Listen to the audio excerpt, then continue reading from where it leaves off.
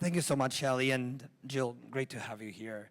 I won't disclaim anything that is coming, but one thing that I loved preparing with you this fireside chat is how you guys are thinking on integrating AI in your products, which I think it goes one step beyond just doing marketing, and it's part of the marketing promise too. And I'm very excited to hear your story and to share with everyone.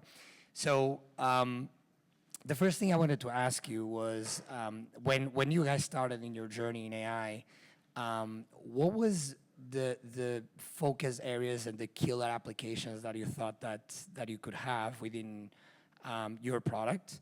And what are the use cases that you started with and why, and what's the reason? Okay, great. Thanks, Nuno. Thanks for having me. Can I zoom out for a quick second before I jump into that? Of course. Okay. So H&R Block is a 70-year-old brand that has been working to provide help and inspire confidence in what is one of the most intimidating financial moments of the year for Americans. It is for me. It's very overwhelming. I've learned a lot about the mindset and some of the barriers to engagement in the category. And there are a set of expectations that are so core to meeting the American consumer who files their taxes. It is, for 75% of Americans, the most significant positive financial moment of the year, and that more than 75% of Americans get a refund. And there's all sorts of behavioral science around it and how they think about it as forced savings. No matter how hard we try, we cannot create a sense of urgency to get people to file when we have capacity. Most consumers wait until April to do that. But within that, there are a set of expectations around expertise to really maximize that outcome, to ensure that they're working with a provider who's going to get them the best outcome, bring a body of knowledge to that experience. So that's just a little bit about the mindset of consumers.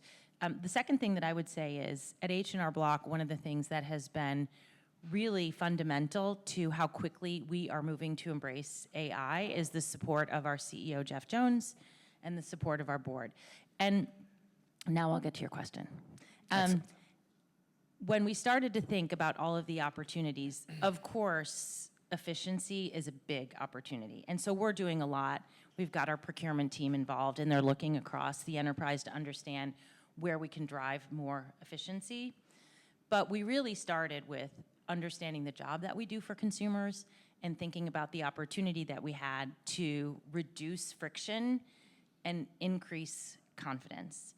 And we had the good fortune of being selected by Microsoft to be one of 100 partners that they chose to look for solutions that could scale quickly to do real jobs for consumers, as opposed to just driving the efficiency, which we're working on in any case. So the thing that we started to think about was the tens of millions of Americans who choose H&R Block every year to do their product or to do their taxes, to understand where could AI help to make that, take some friction out of the experience. And so there were two things that we focused on. One, which was taking the 70-year corpus of knowledge that we had and working with Microsoft and their OpenAI product to ingest that and understand how that could present itself through the digital product experience for consumers who choose to go online and do their taxes themselves. And then we wanted to work to take some,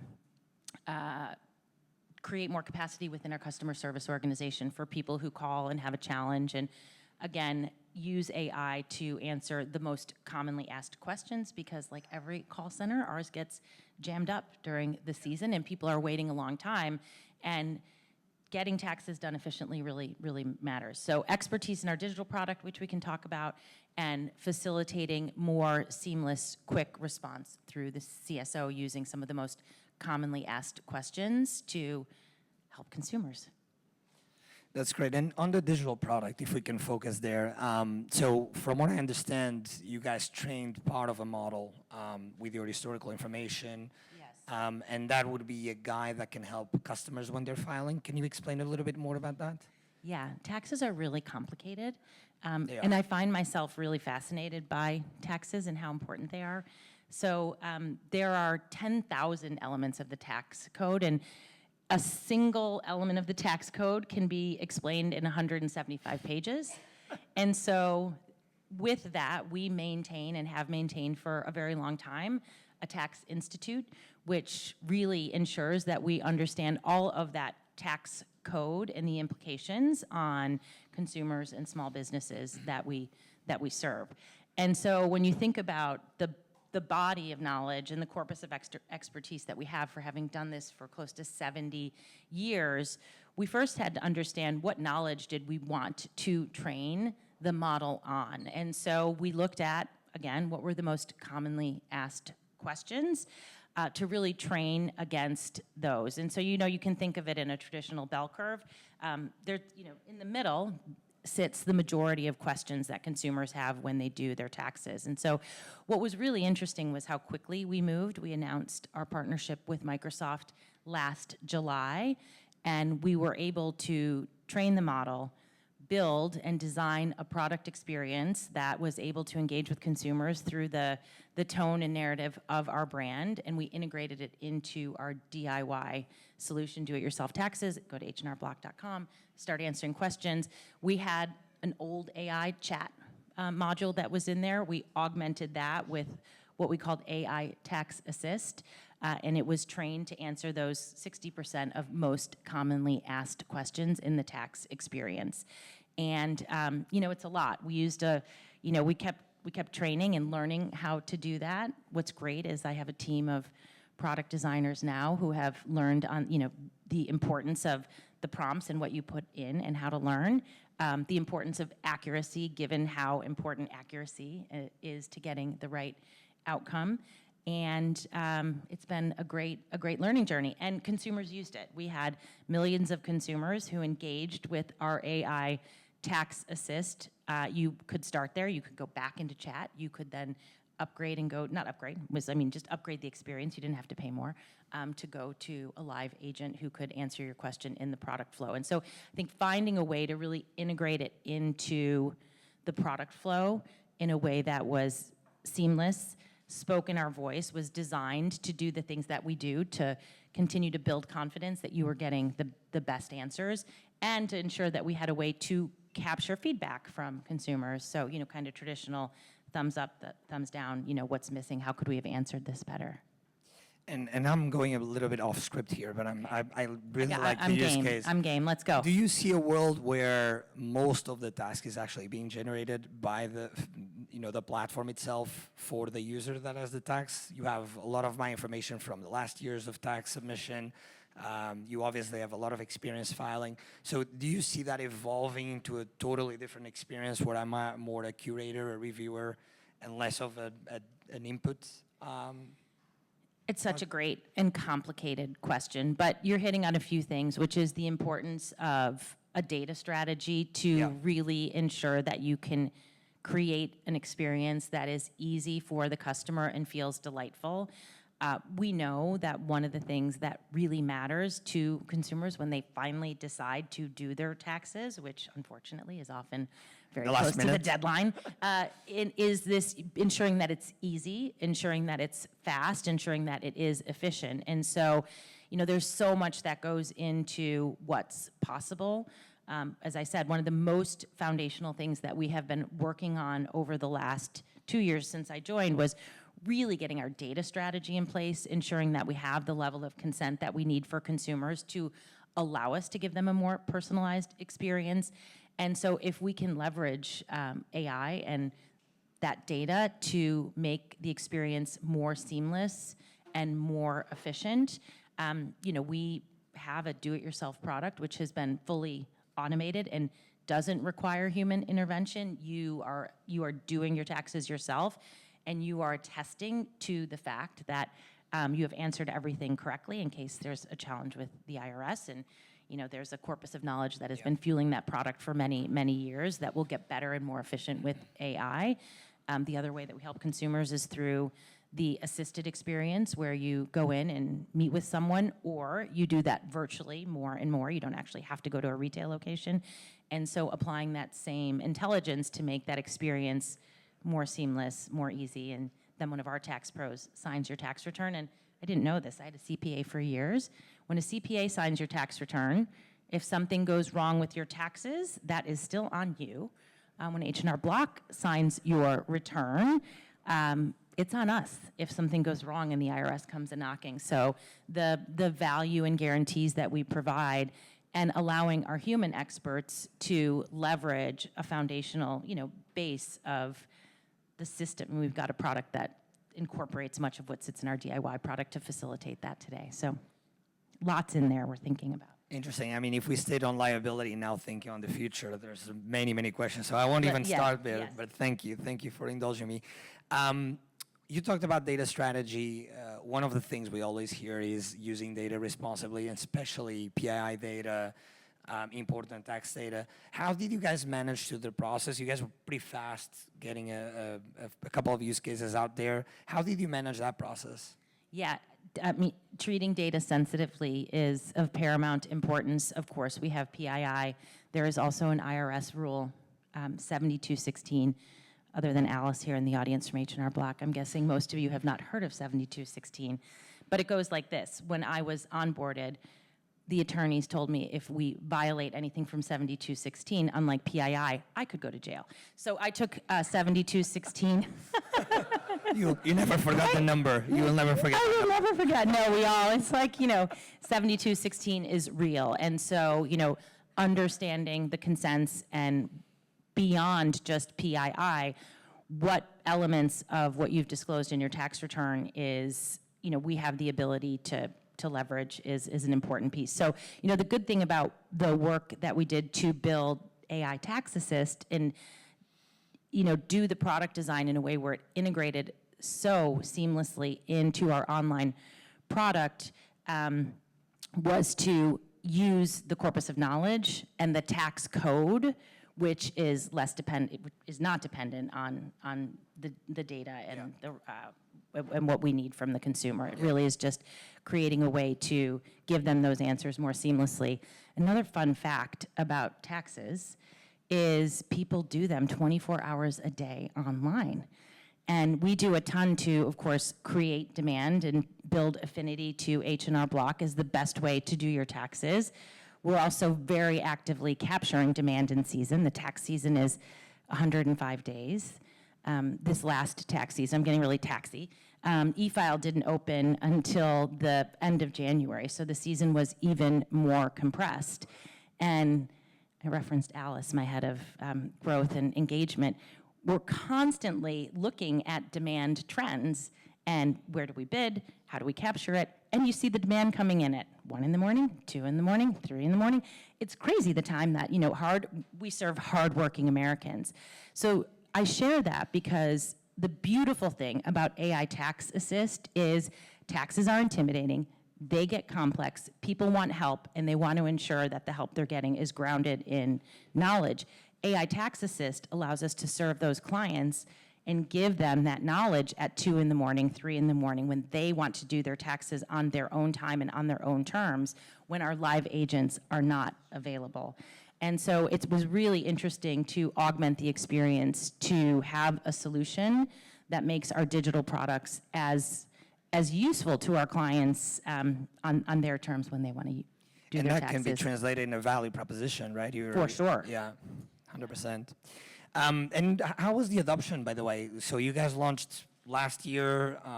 You're going to a new round. Like, can you say how many customers? Yeah, how big absolutely. Of an interaction? So we had 2 million customers engage with AI Tax Assist. And it was interesting. Across audiences, one of our priority audiences that we've been seeking to drive new growth with is Gen Z. They, of course, engaged over-indexed in using AI Tax Assist.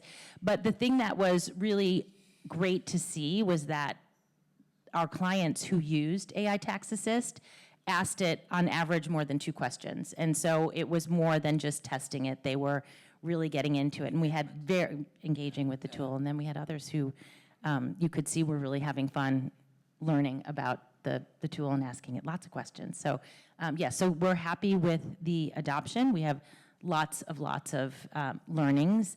And we continued to see where we were driving the best results for our clients, the best answers for our clients, and continuing to train the model, in season to provide better accuracy. And we are working aggressively to always improve the accuracy. And, now we can move a little bit outside of the most commonly asked questions and see the questions that we weren't able to as effectively answer last year and build out the knowledge base for those as we go into the next tax season.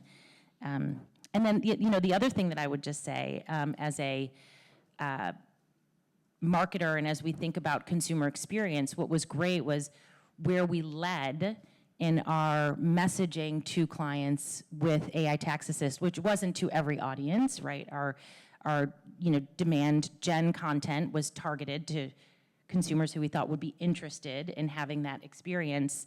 And we were able to then create really an end-to-end journey so that for someone who was interested in leveraging AI Tax Assist, their landing experience at hnrblock.com was unique. Their experience into the product led with AI Tax Assist messaging. And so that was the other thing, was to work closely with our design and product team on not just integrating the product, but creating a journey that really met that customer who is interested in AI with a continued journey of confidence in how that experience was going to play out for them once they got into hnrblock.com.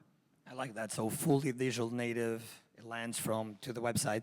So let's talk about marketing for a second, because this is marketing. I mean, you can use a lot of this experience on onboarding. You can use the value proposition of a different product. But from a marketing perspective, have you guys been thinking about more upstream? What type of things can you do to integrate AI models too? Yeah, absolutely. Of course, this is something that's so important to us as we think about not just the efficiency piece of it, but the efficacy. We do so much in understanding who our audience is. I mentioned Gen Z and how important they are for our future growth. We also serve lots of other hardworking Americans, really low-income Americans who every credit and deduction really matters to maximizing their outcome. Very high net worth Americans who choose to work with us. And so one of the things that we were able to do was to work with partners to get a sense of, for those customers, we know through research what are the most important proof points or value props. So the importance of expertise, the importance, for example, as the gig economy continues to be a driver of economic growth, to demonstrate expertise around understanding rideshare drivers, and the expertise associated with that. For working parents, the importance of lifestyle imaging. And so working through partners, we were able to create variables on key message, lifestyle imagery versus functional imagery, color, backdrop. We've got a beautiful design system, so which colors perform better, and really leverage a series of partnerships to test into how we organized all of that to maximize what felt really personalized to the consumer. And it's interesting to see how we think about things like lifestyle imagery. It matters to some of our audiences. To others, it's really about the functional message of getting, your maximum guarantee of our ability, particularly when Americans are crunched, and working up against that deadline to guarantee, that we can meet them before the deadline and provide that experience to them. The other thing that I would say is, for us, the thing that we have really leaned into are the big partnerships that we have. I mentioned Microsoft and our partnership with them to launch AI Tax Assist. The other partner who has been tremendous in driving our learning agenda on AI is Google. You can imagine that in those 105 days of tax season, we are doing a lot with Google to capture the demand that's out there. And so using their tools in the way of optimizing the audiences, things like Performance Max, to really create lookalike audiences using their AI tools to be more efficient, has been incredible. And those of you who work with Google, you'll be familiar with the process of joint business planning, and our joint business plans are all about our learning agenda, and we'll continue to do more with them in the way of dynamic creative localization. We have 10,000 retail locations that are open during tax season. Walmart has 4,500 locations.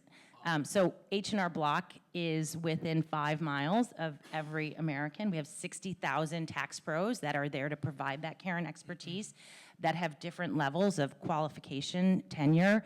And so when we think about the opportunity to do geographic-based creative, you know, that really speaks to someone in Chicago versus someone who's in rural Utah very differently, and the way that we match their interest in the types of taxes that they have with the kind of experts that we have in our network is really, really interesting to make that even more personalized and to inspire more confidence about the outcome you're going to get when you choose H&R Block.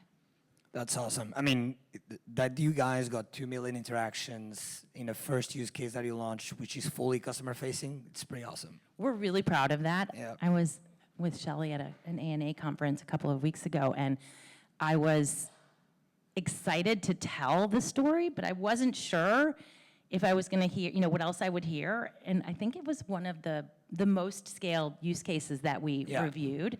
It was the most scaled. The most use case. scaled, Yeah. Don't be modest. Exactly. It's a real deal.